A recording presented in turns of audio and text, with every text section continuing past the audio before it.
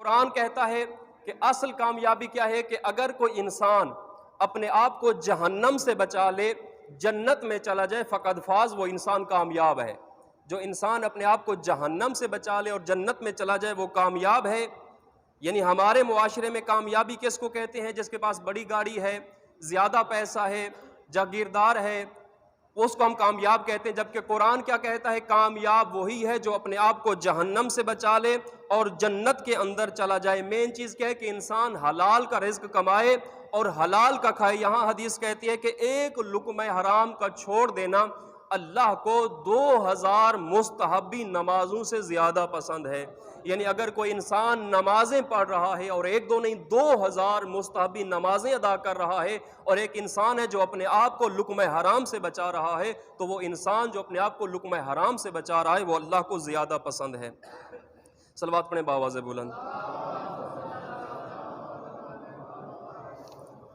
اب کامیابی اصل کیا ہے کہ انسان اپنے آپ کو جہنم سے بچا لے اور جنت میں چلا جائے، وہ کامیاب ہے۔ سوال یہ ہے کہ ہارون اور رشید کے کتنے بیٹے تھے؟ اب میں آپ کو بیان کروں کہ اصل کامیابی کیا ہے۔ ہارون اور رشید کے 3 بیٹے تھے، 2 آپ نے سنیں گے جو مشہور ہیں، امین و مامون۔ امین کا نام محمد تھا، محمد امین، اور مامون کا نام عبداللہ تھا، عبداللہ مامون محمد امین۔ تیسرا بیٹا تھا جس کا نام قاسم تھا۔ یہ ہارون اور رشید کا تیسرا بیٹا قاسم، یہ بہت مومن تھا، مولا کا چاہنے والا تھا، نمازی تھا، تہجد گزار تھا۔ اس کی دوستی ہوتی تھی غریب مومنین سے۔ یہ ہر وقت اللہ کی عبادت میں مصروف رہتے تھے، ذکر خدا میں مصروف رہتے تھے، اور جو مومنین تھے ان کے ساتھ ان کا میل جول کچھ زیادہ تھا۔ تو ایک دن بغداد کے اندر ہارون اپنے تخت پہ بیٹھا تھا، وزیر بیٹھے تھے، تو وہاں سے قاسم گزرے۔ تو جو وزیر تھے، مشیر تھے، انہوں نے ہارون پہ طنز کیا کہ اس کو دیکھو، یہ بھی آپ کا بیٹا ہے، یہ عجیب و غریب لوگوں کے ساتھ اس کی دوستی ہے، غریب لوگوں کے ساتھ بیٹھتا ہے، اس کو کوئی پتہ نہیں ہے حکومت کا۔ یعنی انہوں نے طنز کیا۔ تو ہارون نے اپنے مشیروں کو یہ جواب دیا، کیونکہ اس میرے بیٹے نے حکومت کا مزہ نہیں چکھا، اس لیے یہ ایسا ہے۔ تو اب ہارون نے اسی جگہ پہ یہ فیصلہ کیا کہ میں اس بیٹے کو یعنی قاسم کو میں مصر کا گورنر بنا دیتا ہوں۔ بلایا قاسم کو اور کہتا ہے کہ آج سے میں تمہیں مصر کا گورنر بناتا ہوں، کل تم اپنا مشیر لے کر، وزیر لے کر چلے جاؤ، تم مصر کے گورنر ہو۔ تو یہ قاسم کہتا ہے نہیں بابا، میں جس حال پہ ہوں مجھے اسی حال پہ رہنے دیجئے۔ یہ عاشق علی تھے۔ تاریخ نے ان کے ساتھ ظلم یہ کیا ہے کہ اکثر شیعوں کو بھی ان کا پتہ نہیں ہے۔ یعنی مولا کائنات اس ہستی کا نام ہے، اس شخصیت کا نام ہے کہ ہارون کا بیٹا بھی عاشق علی ہو سکتا ہے، محب علی ہو سکتا ہے۔ تو اس بیٹے نے کہا کہ بابا مجھ کو اس چیز سے معاف کیجئے، میں جیسا ہوں مجھ کو ویسا رہنے دیجئے۔ اس مجمع میں میرے خیال میں مجھ سمیت کوئی ایسا نہیں ہے جو اس طرح سے حکومت کو ٹھوکر مارے۔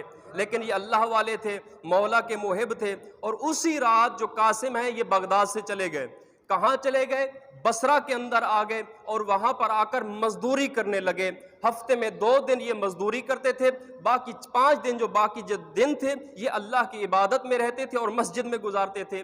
تو ایک شخص ہے جن کا نام ہے عبداللہ بصری، وہ فرماتے ہیں کہ ایک مرتبہ بصرہ کے اندر تیز بارشیں ہوئیں اور لوگوں کے جو مکانات تھے وہ تھوڑا سا خراب ہو گئے، تو میرے مکان کی بھی دیوار گر گئی۔ اب میں اس مقام پر آیا جہاں پر مزدور اکثر مل جاتے تھے، تو وہاں پر میں آیا، دیکھتا ہوں کہ ایک نوجوان ہے جو الگ بیٹھا ہے باقی مزدوروں سے اور ذکر خدا کر رہا ہے۔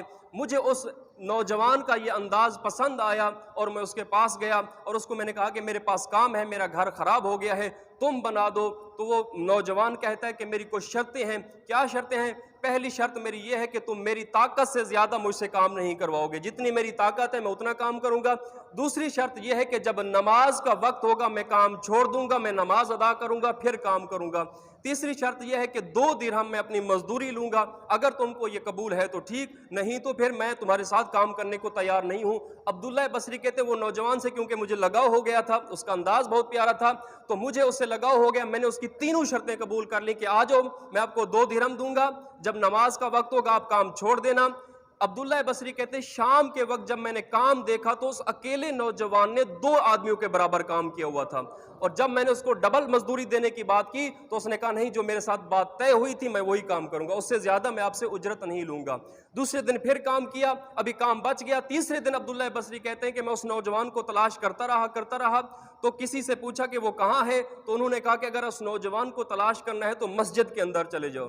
جب میں مسجد کے اندر آیا تو دیکھا کہ وہ نوجوان بیمار ہو گیا ہے اور سخت بیمار ہے۔ میں نے اس نوجوان کو سہارا دیا اور میں نے جب اس سے پوچھا کہ تم کون ہو، کہاں کے رہنے والے ہو، اب اس نوجوان نے اپنا تعارف کروایا اور کہتا ہے کہ میں ہارون الرشید کا بیٹا ہوں، میں یہاں پہ مزدوری کرنے کے لیے آیا تھا۔ اب عبداللہ بصری ڈر گئے کہ میں نے بادشاہ کے بیٹے سے مزدوری کروائی ہے، اگر ہارون کو پتہ چل جائے وہ مجھ کو سخت سزا دے گا، تو یہ اس سے معافی مانگتا ہے کہ مجھے آپ پہلے بتا دیتے میں آپ سے کام نہ کرواتا۔